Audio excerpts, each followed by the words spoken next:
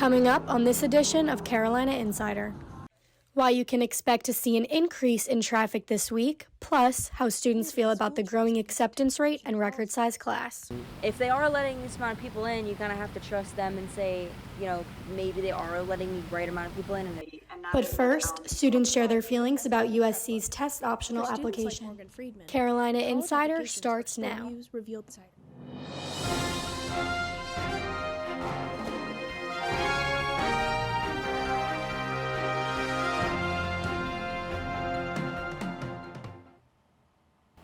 Hello, and thank you for joining us. I'm Ava Gildea.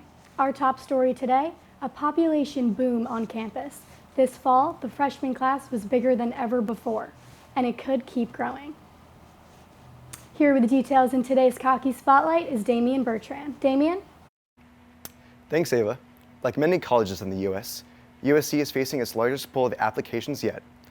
With new policy changes, like admitting the top 10% of graduating students, USC is preparing to welcome another record-breaking freshman class. According to the state newspaper, more than 50,000 students applied to the university this year. That's a 13% increase from last year. Reportedly, the university's vice president of admissions expects applications to keep growing by more than 1% a year. I talked to the students to see how they felt about the increase. I think the university needs to grow, and that's very important. Housing would probably be an issue, which is what I'm facing right now because I'm looking for housing myself. All this tuition coming in, all these people coming into our state, I can't see it really being too much harm to the school. Yeah.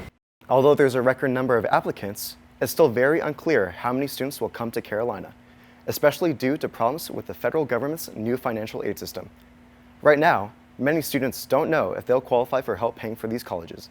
To ensure affordability for students, the university is offering free tuition for the highest achieving students from low-income households, beginning fall 2024. Back to you, Ava. Diving deeper into the topic of college admissions, it's worth noting that since COVID, many colleges have stopped requiring SATs or ACTs, including here at USC. But some students are concerned their applications may not be as competitive without them. Our Eden Massey explains. For students like Morgan Friedman, college applications are stressful. Part of that stress is taking the SAT. Now that some universities are requiring test scores again, Morgan says the process has become even more confusing. I'm conflicted about test optional. Applying to college is hard already, and now there's another element to worry about. Morgan, a sophomore at Carolina Forest High School, feels limited in school choice because of test optional policies. Morgan's biggest concern is whether she will be treated equally as a test optional applicant. I don't test well, so I feel like if another student applied with the same stats, they'll get in over me just because they're better at sitting for the SAT. It's easy to understand how other high school students might feel the same way. Just look at the size of this SAT prep book. Associate Director of USC Admissions, Lisa Cote, told me that Morgan's perception is not reality. If there are two students that are identical academically, and one has one component, just another data point versus another, ultimately, if we think they're going to perform well at USC. Cote says USC is set to remain test optional for the next admission season, but that makes South Carolina an outlier.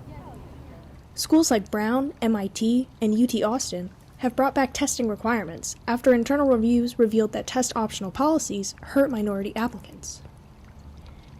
As more schools repeal their test optional policies, students like Morgan have an important decision to make. For Carolina Insider, I'm Eden Massey. The search for answers continues today after a USC student was found dead in a quarry north of campus. According to WIS-TV, Richland County Coroner's Office identified the body as 21-year-old Tyler Boose from New Jersey. Screams from the area prompted a 911 call Sunday where 3 other people were trying to help Boose. The investigation is ongoing and his cause of death has not been determined. Disgraced South Carolina lawyer Alex Murdaugh is back in the news this week. A judge has sentenced him to 40 years for federal financial crimes. Last September, Murdaugh pled guilty to laundering almost $6 million belonging to clients in his law firm. He's expected to pay about $9 million in restitution. This sentence goes on top of the 2 life sentences he's already serving for killing his wife and son. If you're planning on traveling this week, you might want to pack your patience. Nationwide air travel is predicted to be at its peak tomorrow and Friday. The Federal Aviation Administration is expecting a peak of more than 50,000 flights, and the weather isn't helping, with snow and rain slowing down drivers in many states. Traffic for some states is supposed to increase north as America gets ready for a solar eclipse this coming Monday. The USC women's basketball team is also hitting the road. They're headed to Cleveland after advancing to another Final Four. This Friday will be a border battle between the Gamecocks and NC State. Tip-off is at 7 o'clock on ESPN. We wish the ladies luck. That's it for this edition of Carolina Insider, a student production here in the Kennedy Greenhouse studio in the School of Journalism and Mass Communications. Thank you for joining us. We'll see you back here tomorrow.